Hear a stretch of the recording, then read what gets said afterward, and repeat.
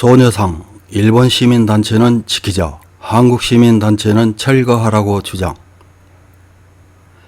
지난 4월 28일 일본을 방문한 독일 숄츠 수상과의 정상회담에서 일본 기시다 후미오 수상은 평화의 소녀상이 계속 설치되어 있는 것은 유감이다. 일본의 입장과는 전혀 다르다고 말하며 소녀상 철거를 위한 협조를 요청했습니다.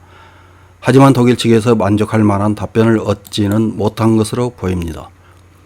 5월 11일 기자회견장에서 일본과 독일 정상회담 결과를 설명하던 일본 관방장관은 숄츠 수상의 답변에 대해서는 애교상의 교환이라며 구체적 설명을 하지 않았습니다. 다만 정부로서는 지금까지 관계자에게 우리의 입장을 설명해 왔지만 철거에 이르지 않은 것은 지극히 유감이다. 계속해서 조속한 철거를 요구해 갈 것이다 라고 했습니다. 소녀상을 철거하라는 일본 정부 태도와는 달리 일본 시민단체 파이트 포 저스티스는 민간단체가 설치한 소녀상에 대해 철거를 요구하는 것은 부당한 정치 개입이자 표현의 자유를 침해하는 것이다.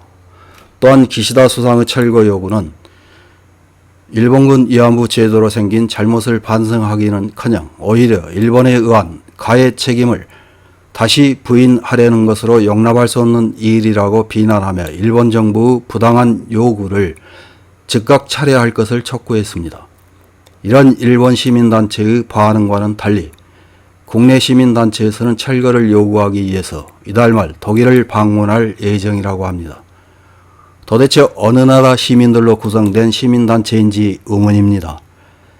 이와 관련해서 6월 14일 산케이 신문에는 단독 한국시민단체 독일 위안부상 철거 요구 이달 말 방독이라는 제목의 기사가 실렸습니다. 어떤 내용의 기사인지 확인해 보겠습니다. 위안부 문제의 거짓말을 바로잡기 위해 결성된 한국시민단체가 이달 말 독일 수도 베를린을 방문해 시에 설치된 위안부 동상의 철거를 관계당국에 요구할 계획을 세우고 있는 것이 10일 알려졌다. 산케이 신문과 재팬 포워드의 취재에 응한 이 시민단체 간부들은 방독 이유에 대해 위안부 문제의 거짓말이 세계에서 인식되지 않는 한 정상적인 국제관계를 구축할 수 없다는 것을 알리고 싶다고 말했다. 같은 시기에 기시다 후미오 수상이 선진 7개국 정상회의에 참석하기 위해 독일을 방문한다. 4월 도쿄에서 열린 일독 정상회담에서 위안부 동상의 철거를 독일 측에 요청했던 기시다 수상에게 뜻밖의 원군이 나타난 형태다. 이 한국 시민단체는 서울을 거점으로 하는 위안부 사기 청산 연대다. 베를린에는 대표인 주옥순 씨와 반일 종족주의 공동 저자로 낙성대 경제연구소 연구위원인 이우연 씨, 빨간 수요일 30년간의 위안부 애곡 등의 저자로 국사교과서 연구소 소장인 김병헌 씨 3사람과 통역사가 동행한다고 한다. 일행은 이달 25일부터 6일간 베를린을 방문해 위안부 동상이 세워진 미테구 당국자와 베를린 시의회에 성명문과 의견서를 제출할 예정이며 위안부 동상 설치를 주도한 현지의 한국계 시민단체 코리아 협의회 대표자와의 면회도 조정하고 있다고 한다.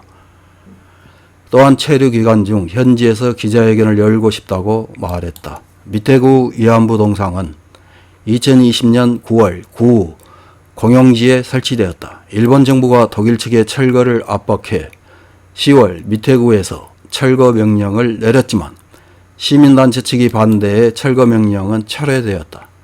미테구는 동상의 설치 허가를 1년으로 하고 작년 8월에는 설치 기간을 올해 8월로 연장, 앞으로 더 연장될지 관심이 쏠리고 있다. 이런 기사를 읽은 일본 네티즌들은 어떤 댓글을 달았는지 몇 개 확인해보고 마치겠습니다. 첫 번째 댓글입니다. 한국에서 진실된 의견이 나오는 것은 기쁜 일이네요. 정권이 바뀌었기 때문일까요? 이 의견이 한국 사회 전체로 퍼지기를 바랍니다. 일본은 조용히 한국의 동향을 지켜봅시다. 아직도 다른 문제가 산적하고 있으니까 결코 물러서지 않고 너무 앞서가지도 말 것을 정치인들에게 부탁합니다. 다음 댓글입니다. 올바르게 역사인식되는 것은 좋은 일입니다. 앞으로도 역사에는 정면으로 마주하고 나쁜 것은 나쁘다고 서로 인정하는 것이야말로 우호의 발전으로 이어진다고 생각합니다. 다음 댓글입니다. 거짓말은 언젠가 알게 되는 법.